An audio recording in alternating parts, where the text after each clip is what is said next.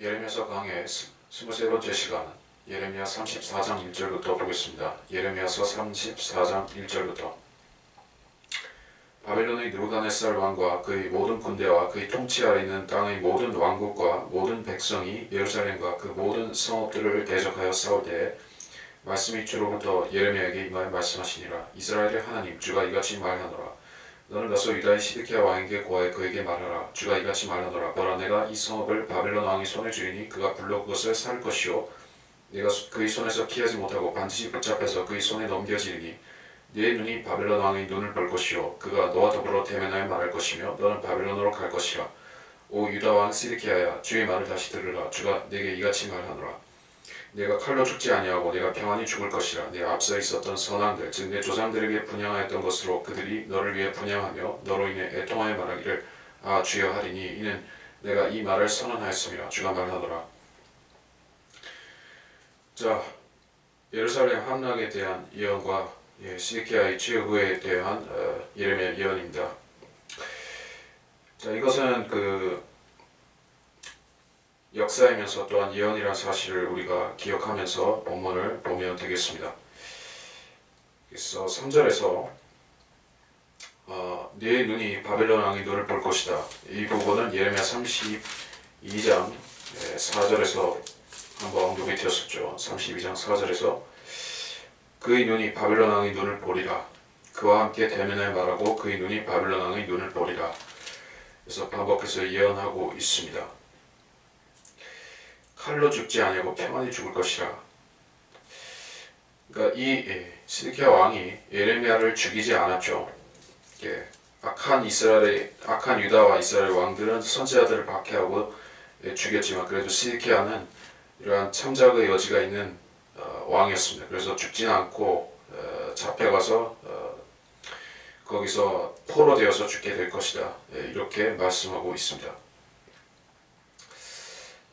6절 그러자 선지자가 예레미야가 이 모든 말씀들을 예루살렘에서 유다의 시드기야 왕에게 고하였는데 그때 바벨론 왕의 군대가 예루살렘과 유다의 남은 모든 성읍들 곧 라키스와 아세카를 대적하여 싸웠으니 이 방벽 친 성읍들이 유다의 성읍들 중에서 남았음이더라. 이것은 시드기야 왕이 예루살렘에 있는 모든 백성과 더불어 언약을 맺고 그들에게 자유를 선포한 후에 주로부터 예레미야에게만 임한 말씀이니라. 그 언약은 각 사람은 히브리인 남종이나 히브리인 여종을 놓아 자유케 하여 아무도 그들 곧 자기 형제 유대인을 종으로 삼지 못하게 한 것이라. 이제 그 언약에 참여한 모든 고관들과 모든 백성들이 각기 자기 남종과 자기 여종을 자유롭게 가게 하고 더 이상 종을 삼지 말라 함을 듣고 그들이 복종하여 그들로 가게 하였더라. 그러나 그 후에 그들이 돌이켜 자유롭게 놓아주었던 남종들과 여종들을 돌아오게 하여 그들을 복종시켜 남종들과 여종들로 삼았더라. 자, 종을 해방, 노예 해방, 종을 해방하는 그것은 이제 회개의 표시로서 그들이 하나님께 자기와 자기들의 조상들의 죄를 회개하는 표시로서 행했던 하나의 회개의 증거였던 것이요. 그런데 그것이 진정으로 한 회개가 아니었다는 것이 드러나고 있습니다. 그래서 후회하고 다시 돌이켜서 종으로 삼았다. 파라오도 비슷한 그런 행동을 했었죠. 유대인들을 놓아주기로 약속했다가 번번이 약속을 취소하고 다시 종으로 삼으려고 했었던 것입니다. 그 결과로 그는 이집트가 거의 멸망하게끔 되는 그런 심판을 당하고 그 자신도 홍해에 빠져서 최후를 맞이하는 그런 결과가 되고 말았죠. 그래서 이게 서원을 취소한다 하는 것은 중대한 결과를 가져온다 하는 것입니다. 하나님 앞에 어떤 일을 맹세했다, 다짐했다, 어떤 일을 반드시 하기로 약정했다, 이런 부분은 이렇게 신중하게 하지 않으면 화를 부를 수가 있는 것이라는 것이죠. 근데 이 사람들은 주로부터 주의 이름으로 이 언약을 하고 자유를 선포했다는 것이 문제라는 것이요. 8절에서 모든 백성과 더불어 언약을 맺고 그들에게 자유를 선포한 후에 그 언약은 자기 형제 유대인을 종으로 삼지 못하게 한 것이다. 자, 이 부분은 이제 레위기 25장 35절로 43절을 보게 되면 나오는 내용입니다. 레위기 25장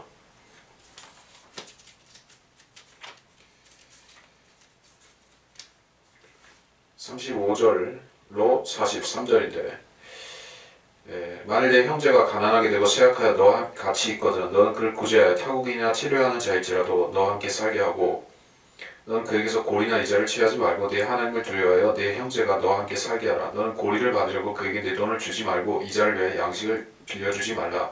난 너희에게 가나안 땅을 주고 너희 하나님이 되려고 너희를 이집트 땅에서 데리고 나온 주 너희 하나님이니라. 내 곁에 거하는 내 형제가 가난하게 되어 내게 몸이 팔리거든 너는 그를 종으로서 억지로 부리지 말고 품꾼이나 체류한 자와 같이 너와 함께 있게 하여 환희해까지 너를 섬기게 하다가 그때는 그와 그의 자녀들이 너를 떠나 그의 가족에게로 돌아가고 자기 조상들의 소유로 돌아가게 할지니라. 그들은 내가 이집트 땅에서 데리고 나온 나의 종이니 노예로 팔려서는 아니 되느니라. 너는 그를 가혹하게 다스리지 말고 네 하나님을 두려워할지니라. 이 종을 삼는 것을 신중하게 해라. 그리고 이제 희년, 기쁨의 해, 환희의 해가 왔을 때는 즉 그 50년 주기로 돌아오는 그 그 노예 해방을 하는 종을 해방하는 그 시기가 오게 되면 반드시 놓아서 다시 그들을 자유민으로 만들어줘야 된다. 이렇게 말씀하신 것이에요. 근데 이 사람들이 안식년도 지키지 않았고 환희해도 지키지 않았었던 것입니다. 그래서 주님께서 그것을 기억하고 계시고 또 이 사람들도 자기들이 죄를 지었다는 것을 알기 때문에 하나님의 언약을 어기고 그 종을 놓아주지 않았다는 자기 동족을 종살이한 것을 계속 방치했었다. 이런 죄를 뉘우친다는 뜻으로 이렇게 그 불법적으로 율법을 어기고 잡아두었던 형제 유대인 종들을 놓아주는 그런 선행을 했던 것이죠.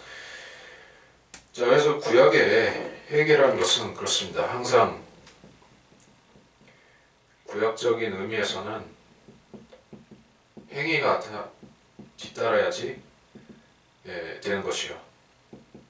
물론 믿음도 있어야 되지만 그래서 구체적으로 그 사람이 잘못한 부분들을 형제에게 잘못했든 하나님께 죄를 범했든 그 부분들을 뉘우치는 행위가 필요한 것이요. 그래서 제사장에게 제물을 가져와야 되죠. 희생제를 바쳐야 되죠. 또 그리고 그 이웃에 대해서 선을 실제로 행해야 되죠. 이런 부분들이 구약적인 의미에서 회개라는 것이요. 회개가 성립하기 위한 조건이라는 것입니다. 근데 이게 신약에서는 달라진 부분이 어디가 있습니까? 우리가 행위로서 할 수 있는 부분들이 바뀌어진 부분들이 무엇이냐? 행위는 십자가에서 주님께서 맡아주셨다는 것이요. 우리는 그 십자가를 통해서 주님을 바라보는 믿음이 있죠. 그리고 이제 그 결과로 인해서 하나님께서 인정하시는 회개가 되는 것이죠. 하나님께서 그 죄인을 받아주신다. 자, 근데 인간은 그 믿음으로 행하는 존재가 아니죠. 설령 그리스도인이라 할지라도 온전히 믿음만으로 행하는 것이 아닙니다. 우리는 일상을 살아감에 있어서 우리가 과연 용서받았을까? 과연 우리의 모든 죄들이 십자가에서 용서된 것이 맞을까? 내가 과연 하나님의 진노에서 벗어나서 하나님과 화평하게 되었는가? 이런 부분들을 무엇으로 체크업하고 무엇으로 확정할 수가 있는 것입니까? 그 사람의 행실이 어떠하냐에 따라서 자기 행위를 가지고 또 얘기를 하게 되는 것이죠. 그래서 지금 하나님을 섬기는 행위들이 물론 필요할 것이고 또 그 인간관계에 있어서도 변화가 있는 것이요. 그래서 지금은 행위가 필요한 구원이 아니지만 또 회개에 있어서 행위가 반드시 따라야 된다는 것이 아니지만 믿음의 결과로서 행위가 있게 되는 것이요. 그 행위라는 것이 구원의 한 요소였다면은 지금의 행위라는 것은 구원의 자연스러운 열매라든지 결과로서만 얘기를 할 수가 있죠. 결과. 자, 여러분이 구원을 받았다면 하나님께서 형제를 사랑하라고 계명을 주신 대로 형제를 사랑할 수가 있을 것이고 또 자기를 내어주고 또 자기 몸을 내어줘서 하나님의 일을 위해서 쓰는 것이 또 기꺼운 마음으로 그렇게 할 수가 있는 것이죠. 그게 구원의 열매라는 것입니다. 자, 그래서 계속 보겠습니다. 이 종들을 놓아주기로 했다가 취소함으로 인해서 하나님께서 그들을 바벨론에 70년 종살이를 시키기로 확정하신 것입니다. 그러므로 주님 말씀이 저로부터 예레미야에게 말씀하시니라. 이스라엘의 하나님 주가 이같이 말하노라. 내가 이집트 땅 종의 집에서 너희 조상들을 인도해 냈던 날에 너희 조상들과 더불어 언약을 세워 말하기를 너희는 각기 너희 형제 히브리인이 내게 팔렸거든 7년 되는 그때 그들을 넣어주라. 그가 너를 6년 동안 섬겼으니 너는 그를 내게서 놓아 자유케 하라 했으나 너희 조상들은 내게 경청하지 아니하였고 그들의 귀를 기울이지도 아니하였느니라. 이런 부분은 다시 출애굽기 21장을 보면 되겠습니다.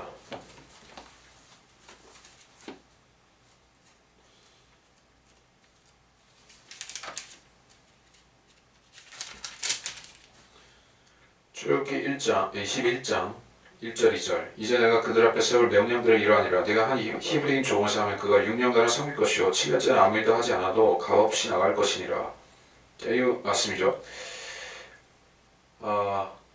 그래서 7년 주기로 그 종을 해방시키고 또 50년 주기로도 있고 이런 그 7년 주기와 환희의 주기로 해서 계속해서 종들을 그 종살이를 할지라도 설령 문제가 생겨서 남의 밑에 들어가서 같은 히브리인 밑에 들어가서 종살이를 할지라도 해방될 수가 있는 것이요. 근데 그렇게 하지 않았었던 것을 알 수가 있고 그 결과로 인해서 하나님께서 이 민족 전체를 유대인들 전체를 바벨론의 종을 삼게 하신 것이요. 15절 그런데 너희는 이제 돌이켜 내 목전에 바르게 행하여 각기 자기 이웃에게 자유를 선포하였으며 내 이름으로 불리는 집에 내 앞에서 언약을 세웠으나 너희가 돌이켜 내 이름을 더럽혔고 그들이 하고 싶은 대로 자유케 하였던 각자의 남종과 각자의 여종을 돌아오게 하여 그들을 복종시켜 너희에게 남종들과 여종들로 삼았도다.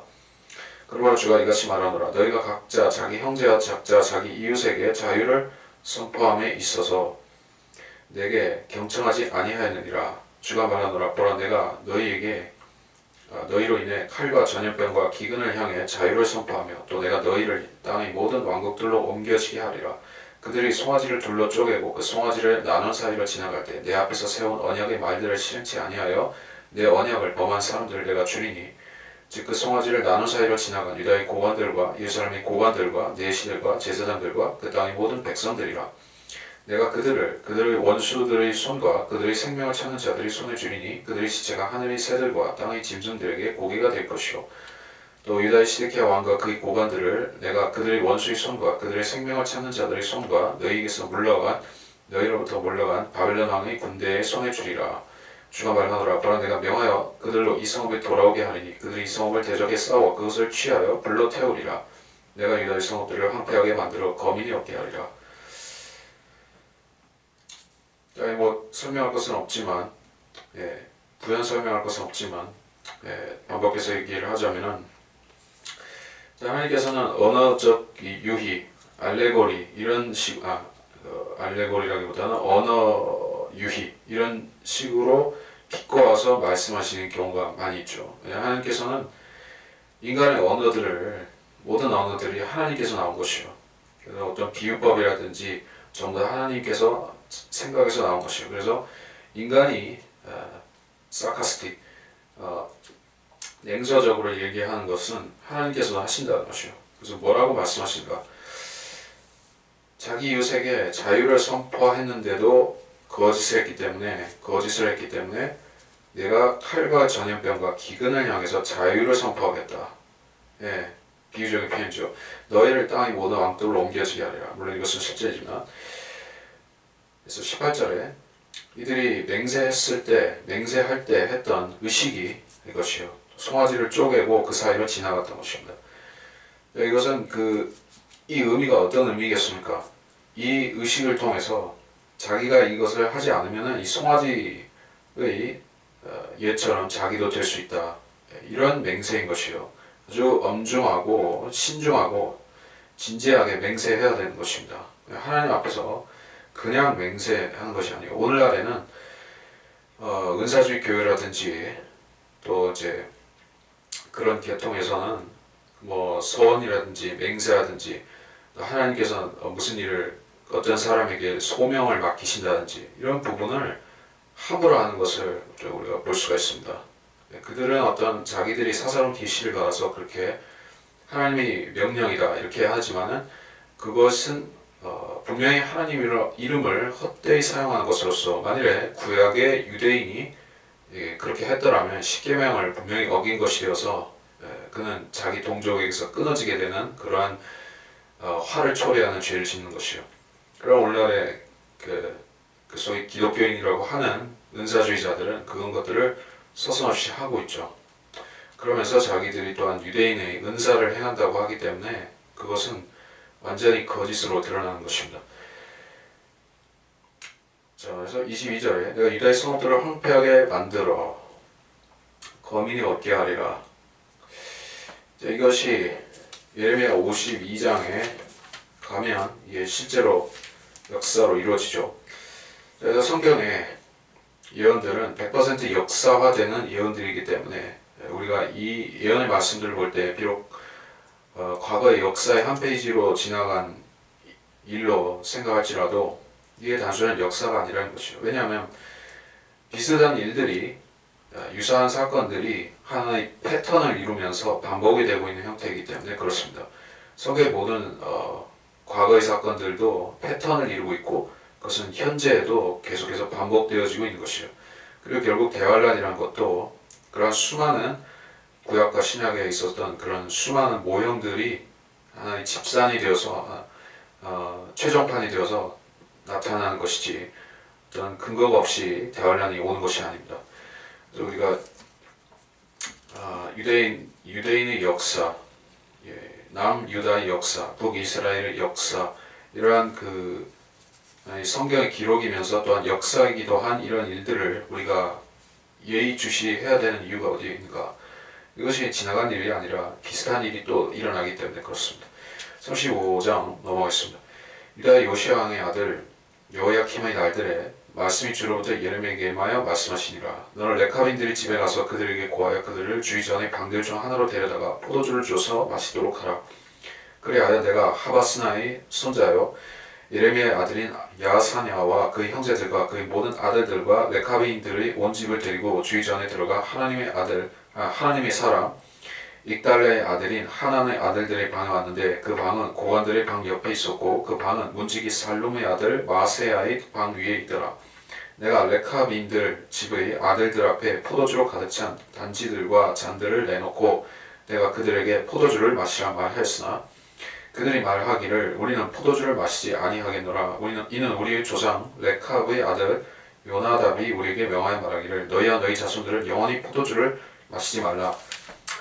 너희는 집도 짓지 말고 씨도 뿌리지 말며 포도원도 만들지 말고 아무것도 갖지 말고 너희의 모든 날 동안 장막에 거하라. 그리하면 너희가 타국인으로 있는 땅에서 많은 날들을 살게 되리라 하였으므로 우리가 우리의 조상 레캅의 아들 요나답의 음성에 곧 그가 우리에게 명한 모든 일에 복종하여 우리와 우리의 아내들과 우리의 아들들과 우리의 딸들이 모든 날 동안 포도주를 마시지 아니하였고 우리가 거할 집들도 짓지 아니하였고 포도원이나 밭이나 씨앗도 가지지 않았으며 장막에 거하여 우리의 조상 요나답이 우리에게 명한 모든 것에 따라 복종하고 행하였습니다.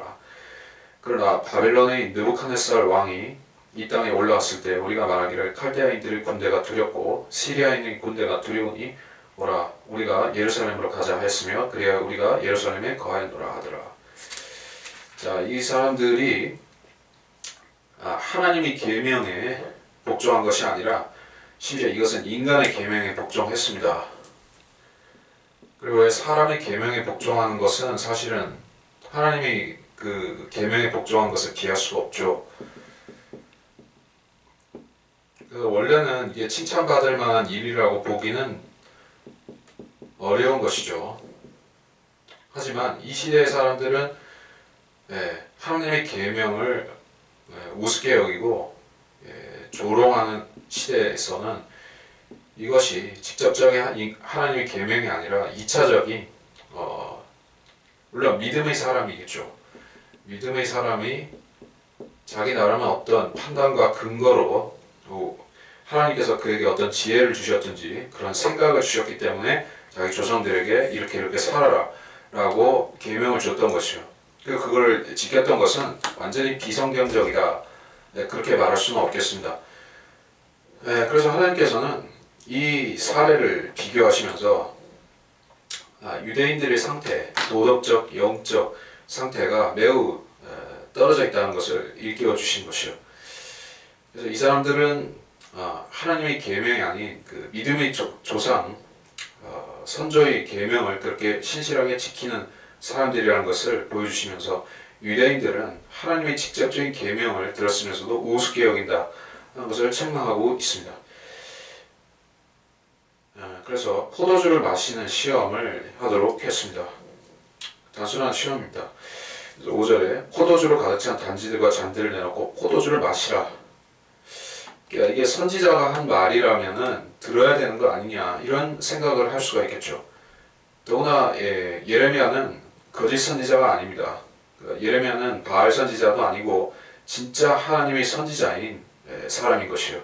그의 말들은 다 이루어지는 그런 참 선지자로서의 증거를 분명히 갖고 있는 예레미야인 것입니다. 그런데 감히 예레미야의 말에 거역한다는 말인가 라고 생각할 수가 있지만 이 사람들은 감히 거역하는 것이요. 왜냐? 하나님께서 먼저 내리신, 우리에게 우리 조상을 통해서 먼저 내리신 말씀이 있는데 우리는 그것을 일단 지켜야 된다, 이렇게 얘기하는 것이요. 그리고 포도주를 마시라는 것 자체에도 어떤 우리가 문제 제기를 할 부분이 분명히 있죠. 자, 그래서 보면서 6절에 너희와 너희 자손들은 영원히 포도주를 마시지 말라. 이게 시작으로 해서 여러가지 부가사항들이 따라오죠. 집 짓지 말라, 씨도 뿌리지 말고, 포도 만들지 말고, 장막에 거하라, 체류자, 유랑민처럼 체류자처럼 거하라고 했습니다. 사실 그 땅에서 이스라엘 사람들은 그 땅에서 곡식을 추수를 하고 씨를 뿌리고 포도원을 만들고 그렇게 살도록 명령받았지, 그 이스라엘 땅에서 장막에 거하라 이런 계명은 아니었던 것이요. 근데 이 사람은 레카브의 아들 요나답이라는 이 사람은 선견 지명이 있었던 사람인 것입니다. 요나답의 생각은 무엇인가? 이들은 포로 생활, 포로기가 올 것을 예감했을지도 모르는 것이요. 어떤 하나님께서 분명한 지식을 주셨을 수도 있지만 아니면 예감했을 수도 있습니다. 우리의 민족의 상태가 너무나 악하기 때문에 유대 왕국, 남유다 왕국의 상태가 너무나 영적으로 악하기 때문에 하나님께서 반드시 심판하실 것이고, 그러면 이 땅에서 정죄하고 살려고 했던 사람들, 안착하고 살아가려고 했던 그러한 사람들은 상실할 것이 많지요. 가진 것이 많은 쪽이 상실감도 큰 것이요.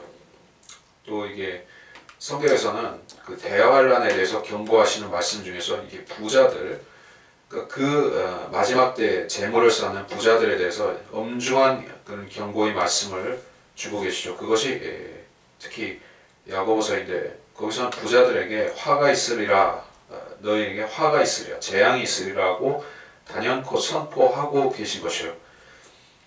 그러니까 같은 취지와 같은 맥락이라는 것입니다. 대환란 때에도 재물이 소용이 없습니다.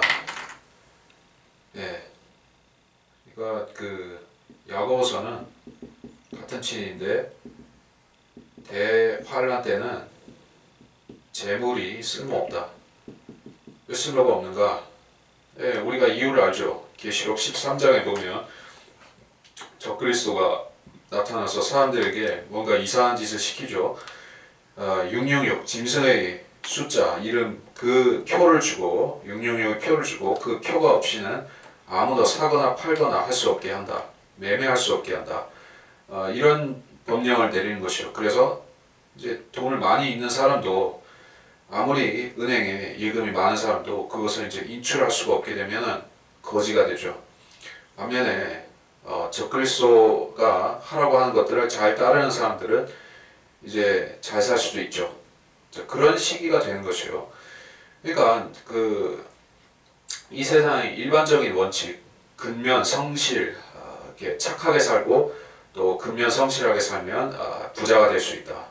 이런 일반론적인 원리가 대환란 때 적용이 되냐는 얘기예요. 절대적으로 적용이 되지 않죠. 그때는 근면 성실하면 성실할수록 지옥에 갈 확률이 높아지죠. 왜냐면 짐승의 표를 받을 테니까.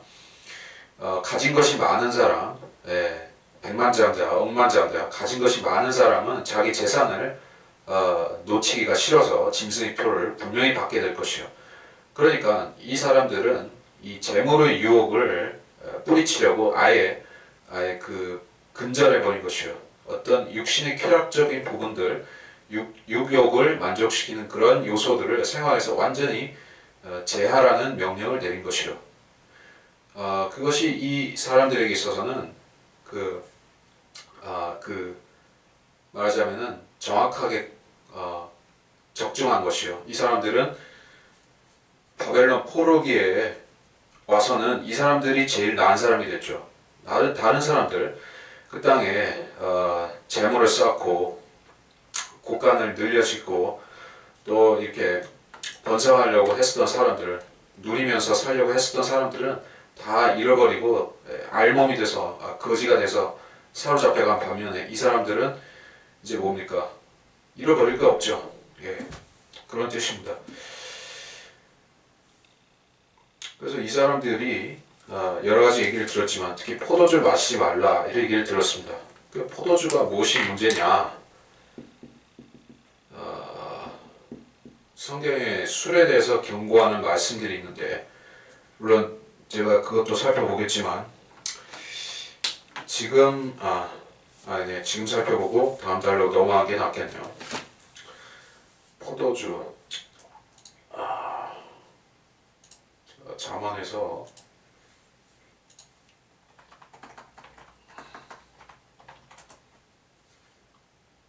잠언 20장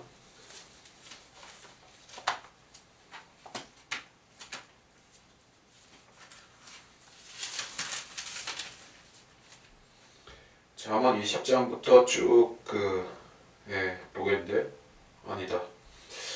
이게 2구절 말고 또 있습니다. 그래서 잠언 20장 1절 일단 보겠습니다. 술은 거만하게 하는 것이요 독주는 떠들게 하는 것이라 이에 속는 자마다 지혜롭지 못하니라. 말씀이 있고